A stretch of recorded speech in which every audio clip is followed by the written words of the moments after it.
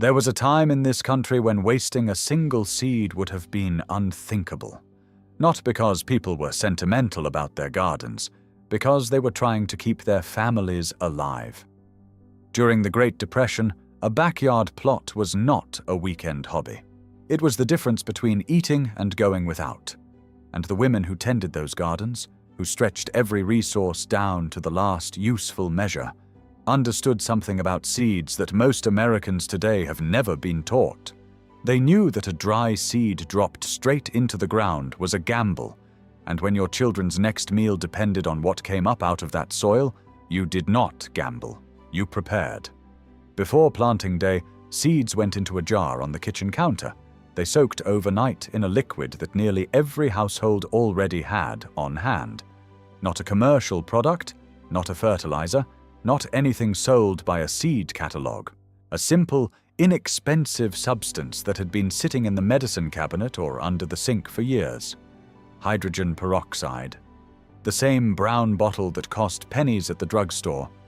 Diluted in water, it became one of the most effective germination treatments ever used in American home agriculture. And the results were not subtle. Seeds treated this way came up faster, grew stronger, and emerged in numbers that untreated seeds simply could not match. This was not folk superstition. It was a practice rooted in something observable and repeatable, something that modern laboratory research has since confirmed under controlled conditions. When a seed sits dormant, its outer coat acts as a barrier. That shell is engineered by nature to break down gradually, responding to very specific environmental triggers. Moisture, temperature cycles, microbial activity in surrounding soil. In the wild, a seed might wait months or even years for the right combination of signals. But a dilute hydrogen peroxide soak compresses that timeline dramatically. The peroxide softens the seed coat, letting water reach the embryo faster. At the same time, it delivers a small but meaningful burst of available oxygen directly to the living tissue inside. The embryo activates, growth begins, and it begins with a measurable head start that shows up as faster emergence, deeper early root systems, and more vigorous seedlings above the soil line. Nature itself offers a clue about why this works so well. Rainwater is not chemically pure. As it falls through the atmosphere, it picks up trace amounts of hydrogen peroxide, formed naturally by the interaction of water vapor, ozone, and sunlight. This is one reason seeds often germinate more successfully after a soaking rain than after careful hand watering with tap water. The peroxide is already part of the natural trigger. A kitchen soak simply concentrates that effect and makes it reliable on your terms. But there is a second effect that matters just as much, and it is the one that makes the seed industry quietly uncomfortable. Hydrogen peroxide is a potent antimicrobial agent. Even a brief soak kills the surface-borne fungi and bacteria responsible for a surprising percentage of germination failures. Damping off. Seed rot. The silent, invisible losses that home gardeners blame on poor soil or cold snaps or bad luck. In many cases, those failures begin on the surface of the seed itself, long before it ever touches the ground. A 12-hour soak in a 1-to-1 mixture of 3% hydrogen peroxide and water eliminates most of those pathogens before planting. It is, in practical terms, a seed treatment, one you can perform at home for almost no cost, and that is exactly where the problem begins. The commercial seed industry did not become a multi-billion-dollar business by encouraging self-reliance. It grew by replacing it. For most of American history, seeds were saved at home. A family grew a crop, selected the best seeds from the strongest plants, stored them through winter, and replanted the following spring. That was not a niche practice. That was agriculture. That was how food production worked for thousands of years on this continent and everywhere else. And embedded within that tradition was a deep body of practical knowledge about giving seeds the best possible start.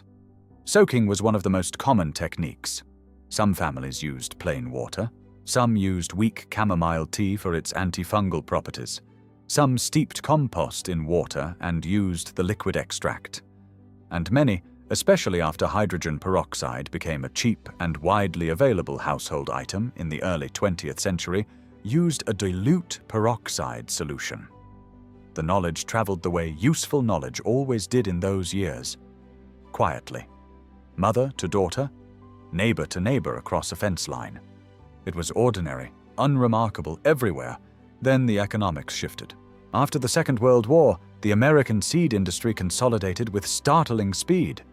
Hybrid varieties replaced the open-pollinated heirloom strains that families had saved and replanted for generations. These new hybrids promised higher yields under ideal conditions, but they carried a structural catch. Their seeds could not be reliably saved. The offspring did not breed true. So the ancient cycle of household self-sufficiency broke. You no longer grew your own seed stock. You bought it, every single season. And the companies selling those seeds operated under a completely different set of incentives than your grandmother ever did. She needed every seed to succeed because she could not afford to lose a single one. A seed company needs you to come back next spring and buy again. Those two motivations do not point in the same direction. Look at a modern packet of commercial seeds, and you will often notice the seeds are coated in a brightly colored film. Pink, blue, sometimes green. Those coatings are proprietary fungicide treatments. They serve a purpose remarkably similar to what a hydrogen peroxide soak achieves in your kitchen. They suppress surface pathogens and improve early seedling survival. But they are patented formulations. They are profitable product features. And they allow the company to charge a premium for treated varieties. If every gardener in this country understood that a 30-cent bottle of hydrogen peroxide from the dollar store could accomplish comparable work, the entire value proposition of those commercial coatings would erode. Not because the industrial products are fraudulent, they function, but because the home method functions too, and it costs essentially nothing. This is the part that never appears on the back of a seed packet. Read those printed instructions carefully. Planting depth, row spacing, days to germination, sunlight requirements. That is all you receive. There is no mention of pre-soaking, no mention of scarification for hard-coated varieties, no mention of cold stratification for species that require it, no mention of any of the preparation knowledge that experienced growers have relied on for centuries. The packet treats you as a passive consumer. Open the pouch, drop the seeds in a hole, water, and wait. And when only half of them emerge, the implied solution is uncomplicated. Buy another packet. No conspiracy is required to explain this. It is simply what happens when practical knowledge that was once widespread becomes inconvenient for the business model that replaced it. The seed industry did not organize a campaign to suppress soaking methods. It simply never had a reason to teach them to you. The less you understand about germination, the more dependent you remain on the commercial pipeline. That equation is not unique to the seed aisle. It is the oldest recurring pattern in industrial agriculture. Replace knowledge with product, replace skill with purchase. Replace independence with repetition. What makes this worth your attention right now is how little effort it takes to step outside that pattern. You need no special equipment, no laboratory setup, no purchase beyond what is already sitting in your house. A clean glass jar, lukewarm water, a small amount of standard 3% hydrogen peroxide available at any pharmacy or grocery store in the country. Mix it roughly 1-to-1 with water. Place your seeds in the solution and let them sit for 8 to 12 hours before planting. Seeds with especially tough coats, like nasturtiums or morning glories, do well at the longer end of that window. Smaller, more delicate seeds like lettuce or basil may need only 4 to 6 hours. The underlying principle holds across species. You are doing what nature accomplishes through rainfall and seasonal patience, only faster, cleaner, and entirely on your schedule. The published research on this is not vague or contested. University trials have documented germination rate increases ranging from 30 to over 50% compared to untreated controls, depending on the species tested. Emergence times shortened by days. Early root mass increased measurably. For a household gardener working with limited raised bed space, a short growing season, and a budget that inflation is squeezing harder each year, those are not academic margins. They are the difference between a garden that feeds your household and one that frustrates it. There is a reason this knowledge was so widespread during the hardest economic period in American memory. It was not because people had spare time to tinker. It was because they understood, with a clarity that decades of abundance have made easy to forget, that self-reliance is assembled from small competencies, not grand plans, not expensive systems, small, repeatable, nearly free practices that quietly close the gap between your family and its own food supply. Soaking seeds in a jar on your kitchen counter the night before planting is one of those practices. It is almost embarrassingly simple, and that simplicity is precisely what allowed it to vanish. Once the seed catalogs and garden centers made buying feel easier than knowing. Your grandmother did not learn this from a screen.